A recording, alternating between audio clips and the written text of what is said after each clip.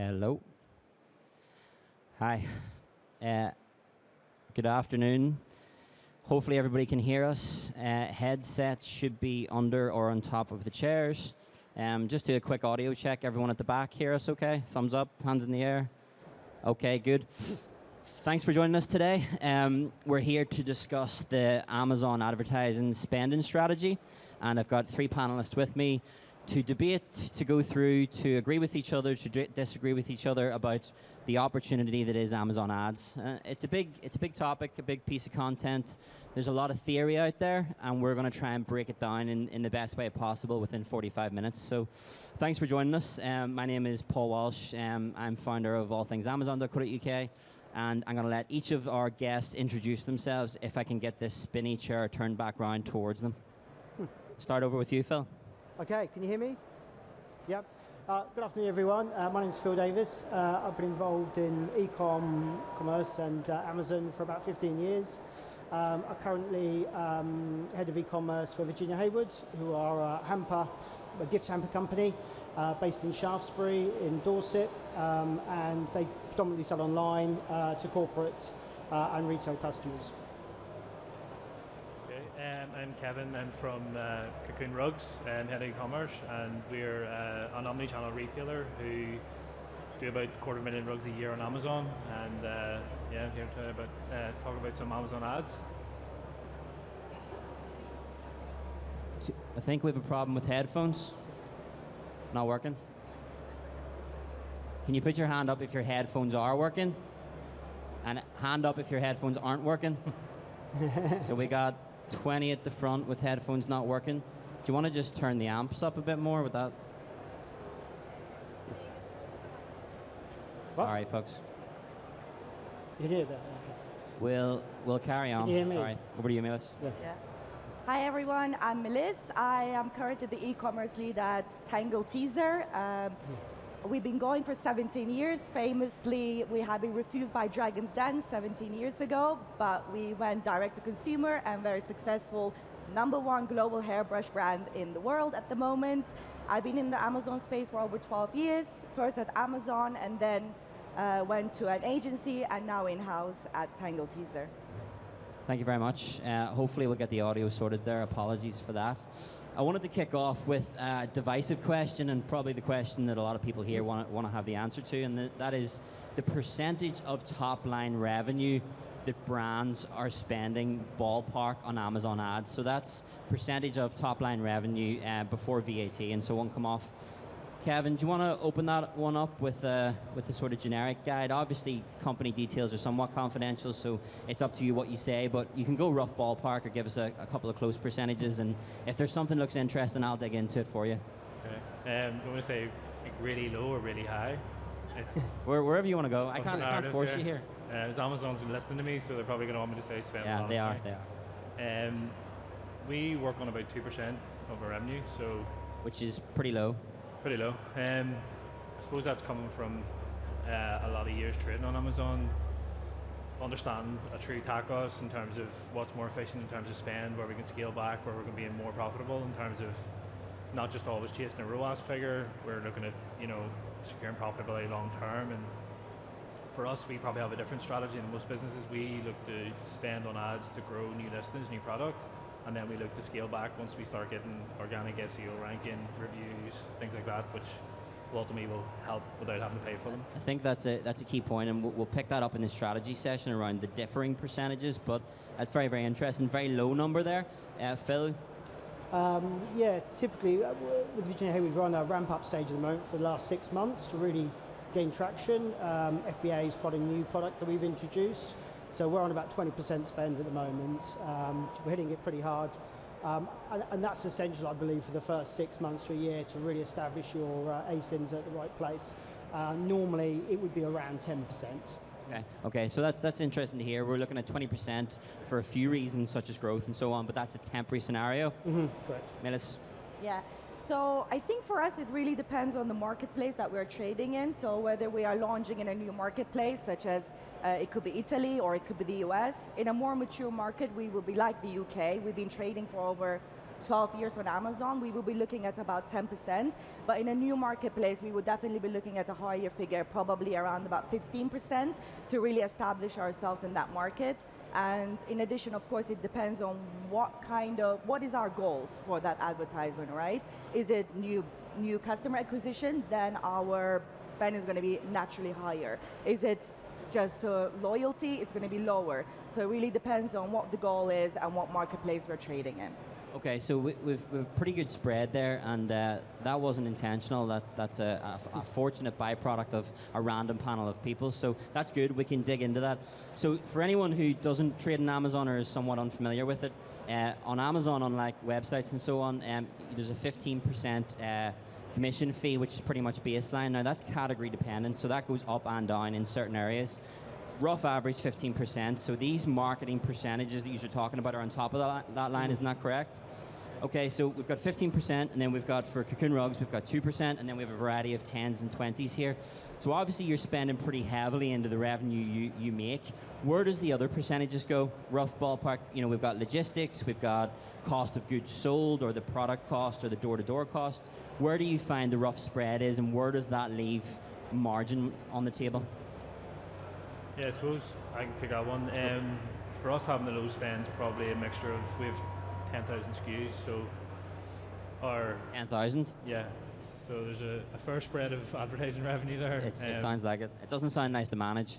No, it's not. I think for us, we probably have a different strategy than these two here, just in terms of the brand power and the type of product that Phil has. We would want to reduce our ad spend purely because we want to offer the most competitive price. Our products are very serviceable. Certain product types are very, they're led by search terms. It's maybe not brand led, and that's something that we work on outside of Amazon. But for us, we like to keep the cost low. So obviously, adding in 10% marketing costs or advertising costs. True. That's true. So whenever you break that down, margin-wise, roughly what does that leave on the table for take-home for what hits the bank? Not enough. And that's a very finance-led answer to that question from somebody who should be a salesperson and should be leading that from a sales point of view, which is we're well above budget and doing very well. Yeah. But in all seriousness, what does that leave, rough ballpark, margin-wise, on the table for the brand? About 24%.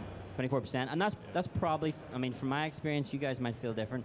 That's healthy. That's strong for Amazon. So that's interesting. That's coming from the 2% background. Phil, can you unravel a wee bit with your 20% current and your 10% planned future, where you see the rest of the breakdowns and what that kind of does for margin, roughly? Yeah, sure. Can you hear me okay? Yep. So you've got FBA costs, so your shipping costs, they're about 15%. VAT, because it's hampers, they're a mixed good VAT rate, so they're not 20%, they're about 10%. So add that plus agency fees at the beginning of the project. So we're pretty much break even with the Amazon fee at 20, advertising costs at 20%. We're about break even at the moment. So we don't expect to probably fall into making any money probably into about 6-7 months in, and we're about at that point now. Okay, very good. And you're looking at a different future, though. You're looking at aspirations to aim for a percentage. Yeah. So obviously, because it's a hamper company, it's food hampers, seasonality is a big factor. So obviously, from now for the next 3-4 months will be our biggest time of year. We'll do 80% of our sales in the next 3 months. So therefore, we're in the right place to really ramp up, and that's when we'll make our margin. We've got all the SKUs, the ASINs in the right place. We've done all the background work. We've got products where we need it to. Now it's a case of really ramping that up. Obviously, the spend will still continue. We'd like to obviously only spend 10%, because obviously an 80% increase is, the sales are going to increase massively. But it's a case of have we got the sales to match it? If we've got the sales, we'll spend it. If we haven't got the sales, we'll probably spend it anyway because we haven't got the sales. So you're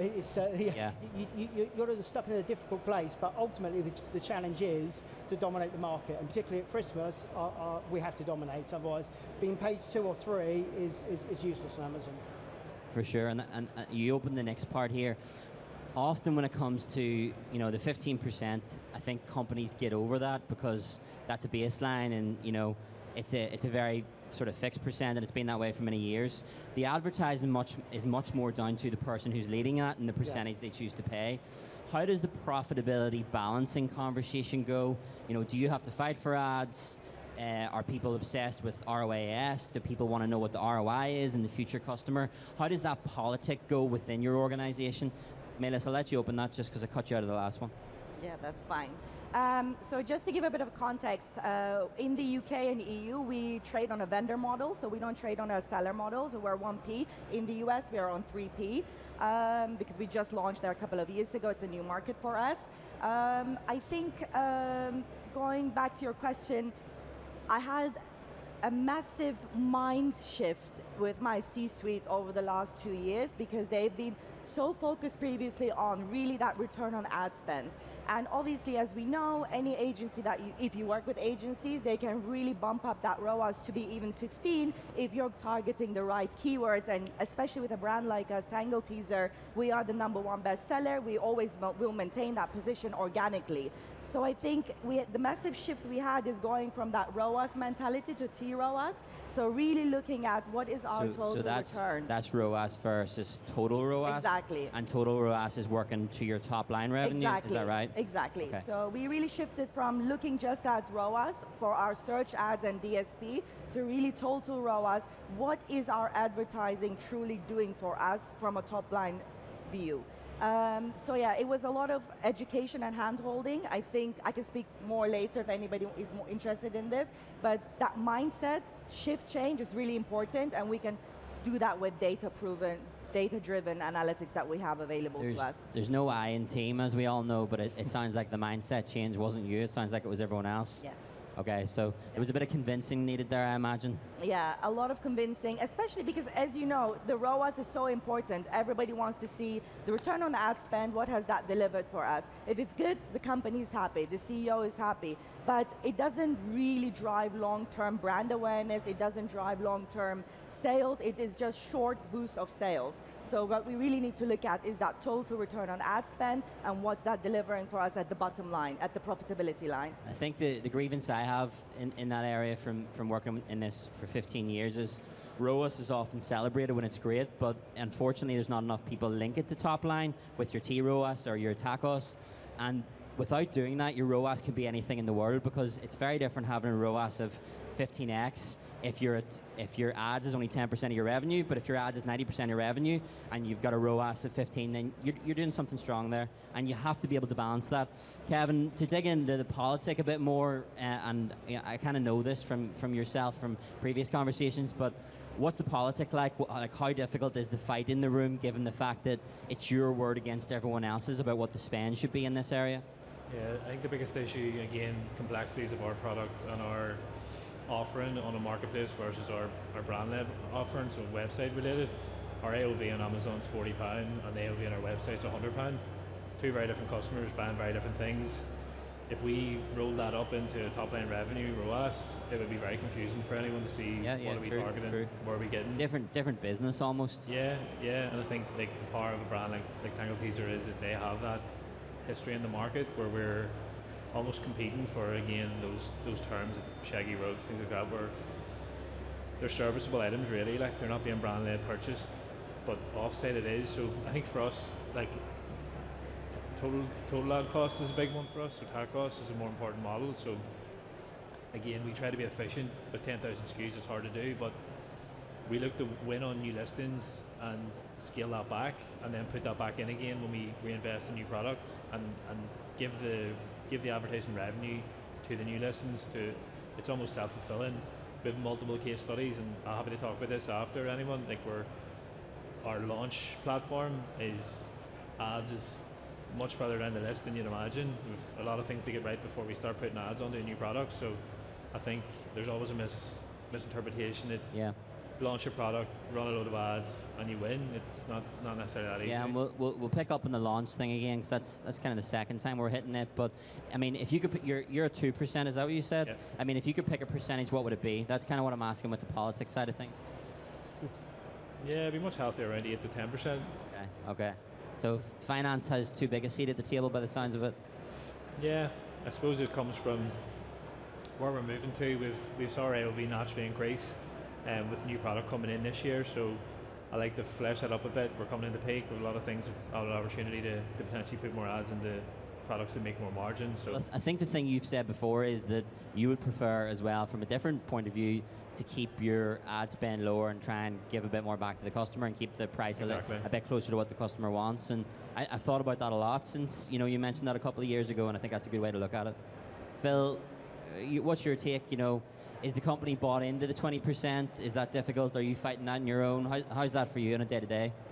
Yeah, I think that's fine. That's part of the plan with Amazon. It's a real build-up process. We're talking about the ROAS and stuff. For me, it is what I tend to do is go for 2 products at a time. I'll try and push them right up to the top of the listings. So whenever your key term for them particular products, I'll try and push 2 with lots of ads, really drive them.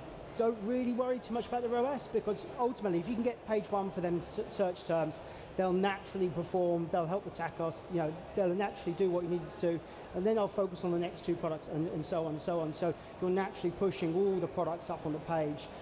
ROAS is, again, it's a nice number, it's a presentable number, a vanity number, but it doesn't necessarily mean you're actually achieving anything within Amazon. And the better business situation might be a lower ROAS, but a better top line, a better margin, and you can still have that even though your ROAS is poor. Absolutely. So that's where it's a misinformed piece of content, I feel anyway. Moving on slightly then, so it's been commented on, and I don't think anyone has the true number, that Amazon is making as much through ads, I should ask them, they have a stand over there, as they do through their 15% commission. That's a commentary piece, I'm not saying that. I've read that, other people have read that. What does that mean for the future of ads if ads overtakes their 15% commission? And given that ads is a bidding model still for most part of the structure, where will this end? Where will this go to? What does that mean for brands?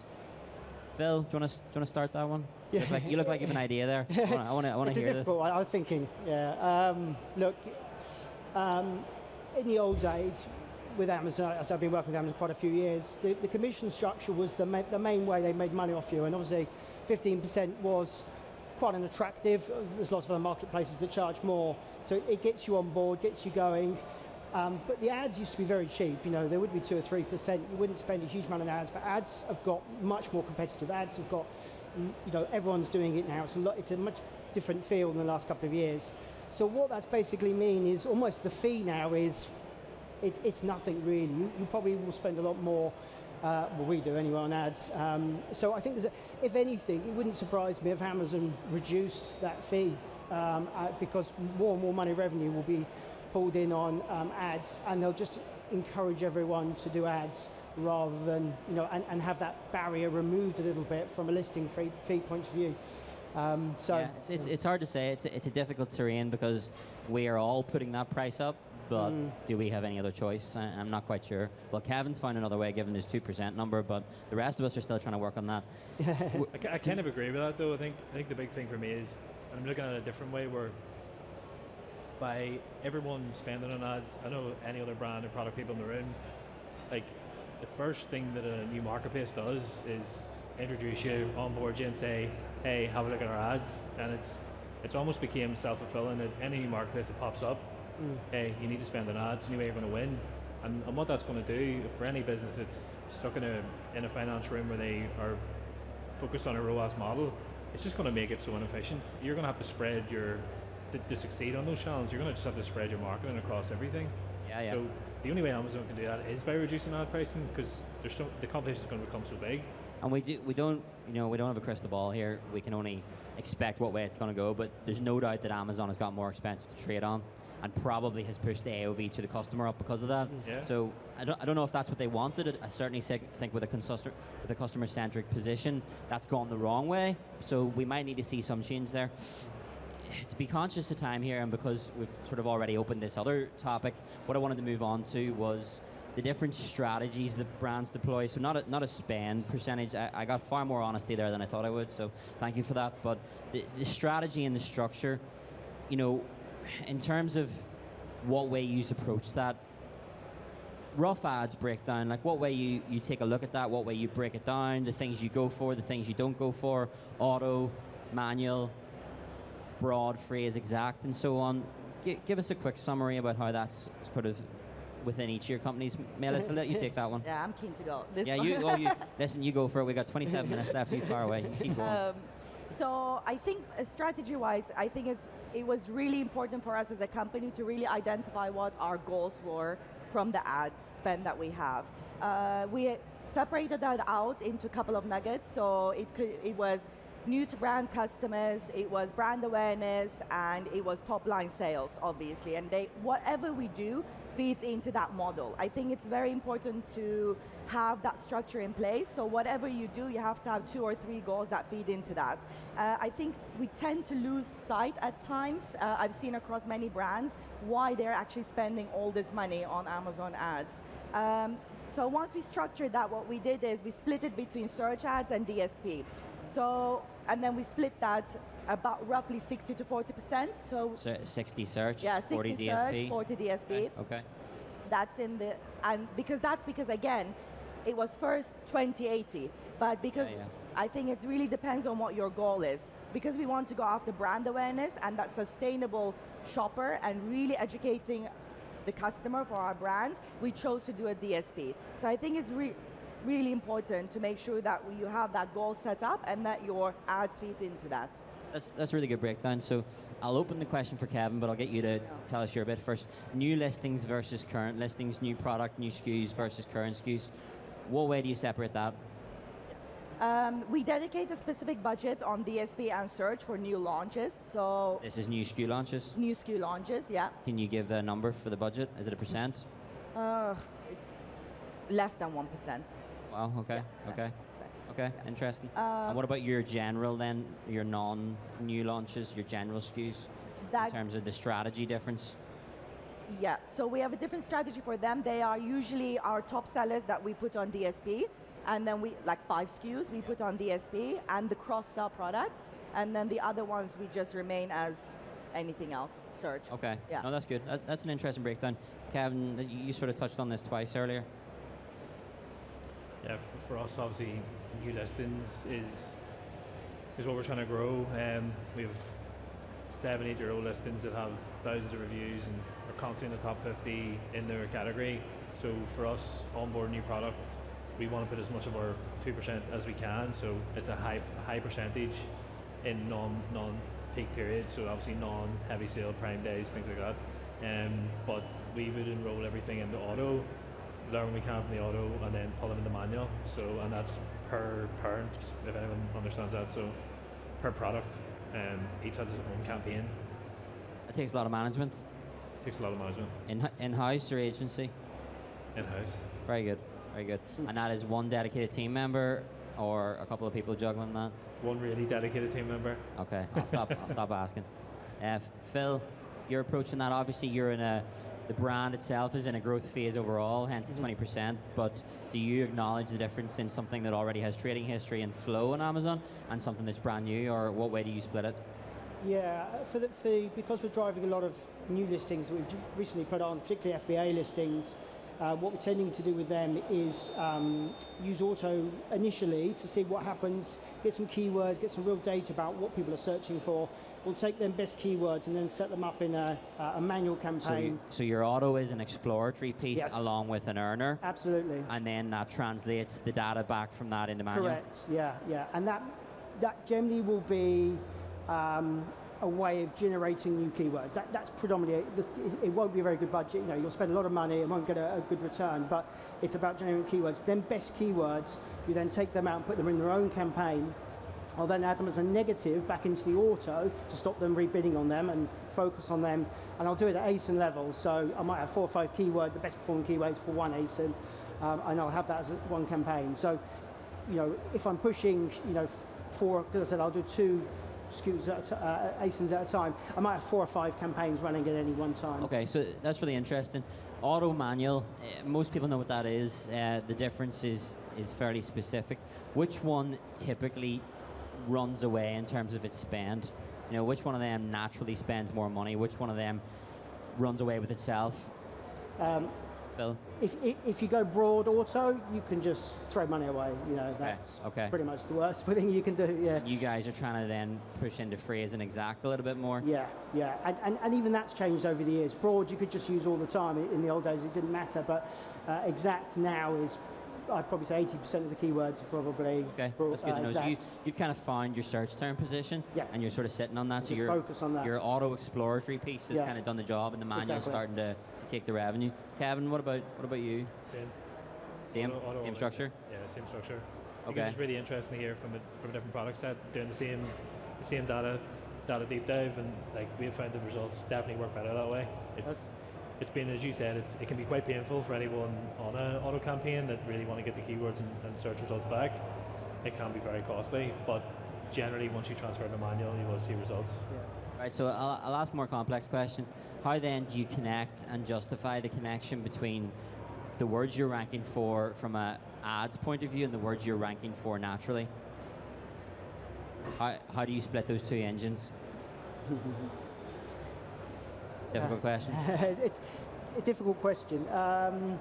Do you monitor the natural search terms you rank for? Yeah. So there is going to be certain terms which are very expensive to bid for, and ultimately we have one, hampers. You know, hampers is the biggest term that we search for. We can put that in ads. We'll spend a lot of money on it, and it doesn't convert particularly well because often it's a bit more of a top of funnel. People are looking for hampers. They're not necessarily looking to buy hampers, so that's sometimes a little bit more of a difficult one. Sometimes it's a bit longer tail. So the longer tail will have in an exact match, but we'll put hampers potentially into broad as initially within the auto just to see what other combinations people are putting in, and also if they're using a slightly different term like gift hampers or gift baskets, which is similar. Okay, good. No, that's very interesting. Thinking about time again here. So FBA versus non-FBA, obviously 1P vendors a little bit different, but do you have a different approach for FBA and non-FBA, or is it the same approach with regards to ads? Kevin? Yeah, so we were previously FBA. We probably stopped in that about 2 years ago. FBA. Pretty difficult to get a rug in a Prime box. Yeah, pretty difficult, pretty expensive. Are you doing merchant fulfilled? We do self-fulfilled Prime, yeah. Okay, so self-fulfilled Prime is obviously another one. It sits somewhere between the two, kind of, and you've advantages there. But does your ad structure change between them? Melis, what about you in terms of your ad structure between selling types? You know, obviously you're on the vendor side. What way does your ads work within that? I think for us, we have the same structure, whether it's FBA or 1P. I don't see there should be a difference as long as you're winning the buy box and you're on Prime. Obviously, for us, again, the main thing is how we're placed in that market and what we want to achieve in that market. That's the big question for us, regardless of whether it's FBA or 1P. Yeah, super. No, that's really interesting. So moving that on slightly, but somewhat related, ad strategy in non-peak and ad strategy in peak. So peak on Amazon probably is mostly for people Q4, sort of end of the year, October, November, December, but let's include the October big Prime Day or whatever it's called and the July Prime Day as well. And that, how do your strategies differ? Do you put spend up? Do you bring spend down over these peak periods? What's your game plan? Yeah, You want to take it? Yeah, I'm not sure who wants to go. Yeah, Les, you want to start this one? So we've actually shifted our strategy from last year to this year. We've actually focused much more on the lead up to Prime Day. So first, let's just take Prime Day 1 as an example. Yeah. We've really structured we've really done a lead up 2 days and the lead out time periods, whereas previously we were just focusing on the event day. And I think it has really helped our brand as well as our sales to really build that up and spread our budget across that month rather than those 2 days. On those 2 days, of course, we have to increase our budgets because we want to remain that category share of voice for hairbrush, and we want to be in the hair care aisle just generally. Yep. However, we have capped our spend, and the results were the same. So I think for Prime Day this year, again for fall, we will follow the same strategy. And we saw a few brands this Prime Day where they actually kept their ad spend in pounds the same. So their revenue went up and their ad pound spend stayed the same, which meant their ads percentage went down on Prime Day, which kind of was getting them a bit of margin back to then spend on the deal. And I thought that was a very kind of new and interesting tactic, but for 2 or 3 of them it worked out really well. Kevin, sort of peak, non-peak. When's your peak? Start now. Yeah. So you have the look of stress on your face. So, in terms of that peak strategy, what way are you leaning into that? Obviously, as well, to confuse things, we've got October, big Prime Day, and then whatever 5-6 weeks later, we've got Black Friday, Cyber Monday. So, how's that all coming together? I think it's just interesting to hear Mel say about from a brand point of view. Like I would agree. Like I've worked with brands in the past. Like going top of funnel, more awareness leading into a promotional period is way more beneficial. It definitely a higher conversion, and you can always scale back. For us, I would rather put definitely scale up ads because there is more traffic coming in. Also, watch your budget. So check it 2-3 times a day because you're going to. You say watch your budget? Yeah, because you're going to spend it very quickly. Especially anyone that's on Prime Day, they're probably having their coffee, searching for something that they really want, and might not come back till later in the evening. So again, you could lose your position if you don't keep your budgets high. I read one of your LinkedIn posts saying that I think it was July there, the revenue started coming before Prime Day actually opened, so it came like Prime Day 0 or Prime Day -1. Yeah, so we actually ran our coupons ahead of the Prime Days, and we keep them on after. I think for me, like, customers are so savvy now, so like they're aware of the price maybe they're willing to pay and willing to commit to, and if they see, especially if you enroll in a Prime Day deal or a coupon, they're going to see the little green or red buttons. And I think the call to action on them is always one of the best displays from a UX point of view, because customers naturally go on looking for a deal in those days, and if you get the bells and whistles, so to speak, with the greens and the red buttons, I mean, the call to action's there. The customer knows they're saving money. They're happy with the purchase. Click and it's done. I think there's also fear, like they may miss the deal, it could go out of stock, etc., so it does drive conversion. Okay, thanks, Phil. What's your take? What are you telling people at the weekly meeting that you need to be spending and doing in the next 8 weeks? Yeah, so obviously we're spending 20%, so obviously at Christmas our sales obviously ramp right up, so obviously the budget, we spend a huge amount more. But we tend to find, although people start looking for Christmas and Christmas starts now-ish, the actual peak on Amazon is much later than... December the 9th? Yeah, pretty much. And December the 18th, something like that, will be the peak day, absolute spike peak. So it is very late. The meal panic buyers, probably? Yeah, absolutely. Yeah. And the fact you can get, most other companies have cut off a little bit early, run out of stock. Yeah. Amazon, you can go right up till Christmas Eve.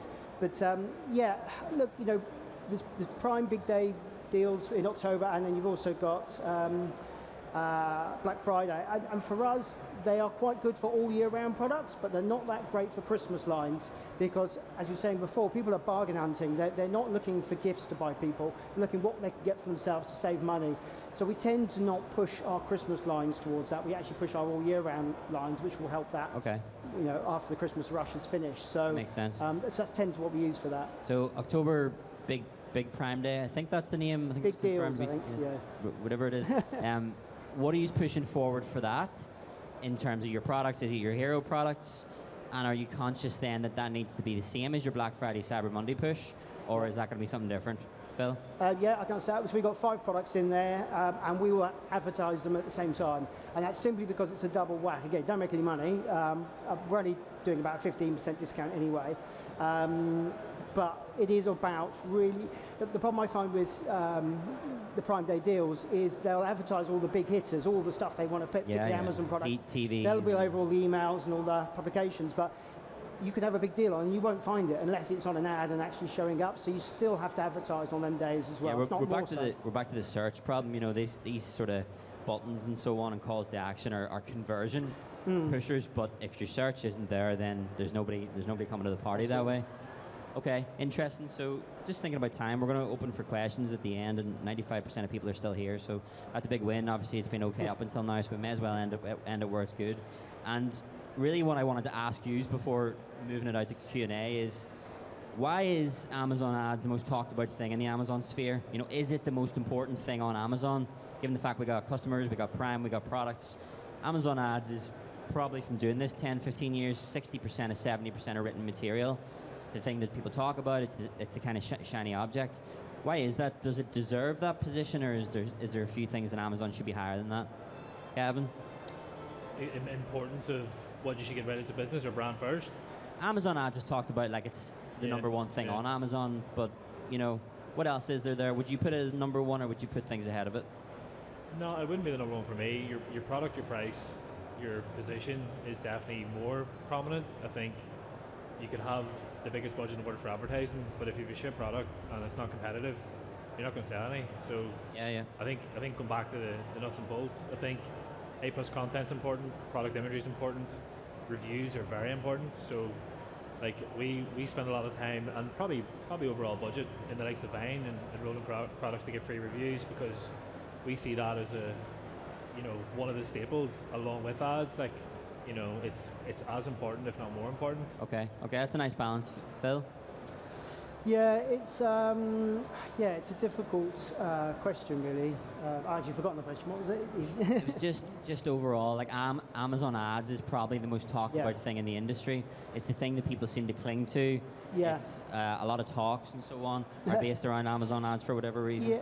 Why is that? Is it top of the list for you? It's a difficult one, because I think without Amazon ads, you can't progress. You can't really do anything. You know, a lot of people get all their product listings, put it on Amazon and expect it suddenly to take off and do well. But ultimately, without that ads giving you traction and getting that started, because unlike Google, when you sell something on Amazon ads, it has a double effect. You know, you don't just get that sale, you also help it move up the rankings, which it doesn't do organically on Google. Your double effect is the revenue that comes in, and your ranking change, which is almost a future marketing. Correct. Yeah. So it's helping the TACoS of ultimately it's helping your organic rankings, because it's moving up the placing. So ads is essential.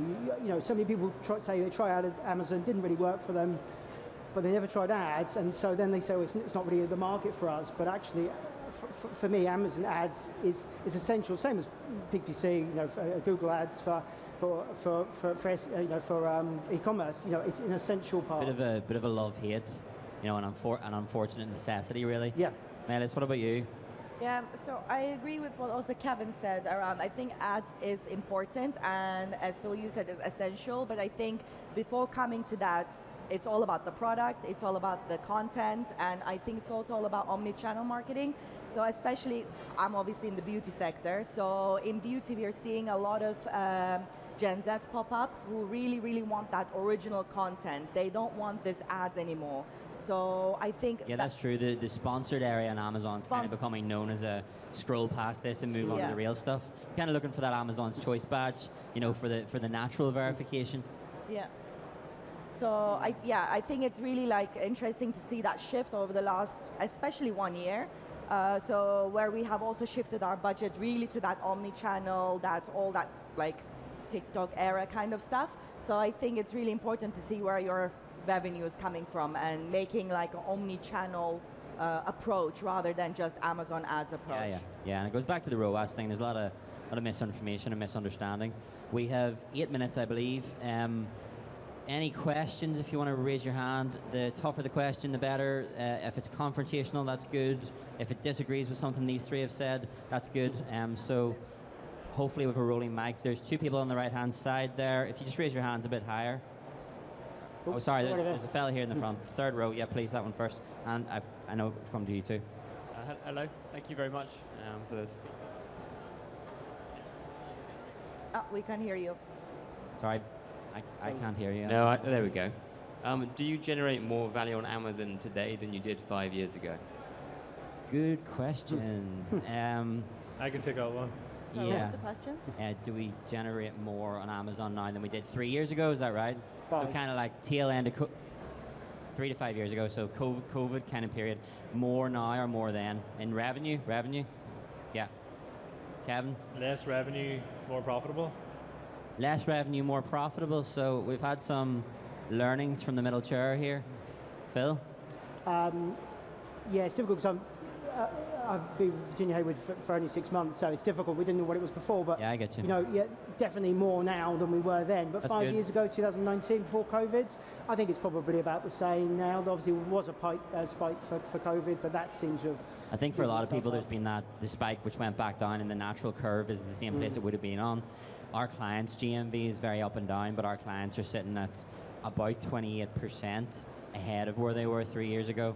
And from a revenue point of view, which is good, and we're very supportive of that, but it was higher 18 months ago. It has dropped. Where Amazon's in a position where it's fighting not only with other retailer-led marketplaces, but Temu, Shein, et cetera, so we went more complex there. Melis, what about yourself? More revenue, more profitable. More revenue, more profitable? Yeah, Okay, so we had very some good. major changes at Tangle Teezer, so that's the reason behind it. Okay, no, very interesting. Hopefully that answers your question. Thank you. There's 2 people over here. Just re-raise your hands, please. Hi. It was just to ask about your auto campaigns. How long are you leaving them running and getting the data before you change them, maybe slowly into manual campaigns? Your question is, how long are we leaving the auto campaign running? Is that for Phil or general? Everyone? Okay. I can answer that. Yeah. Phil? Yeah, auto, again, it depends. Once it starts getting expensive, an expensive could be 30, 40 pounds without a sale. And then basically I'll put that as a negative keyword. And if it's then returning, 200-300%, I potentially put it out.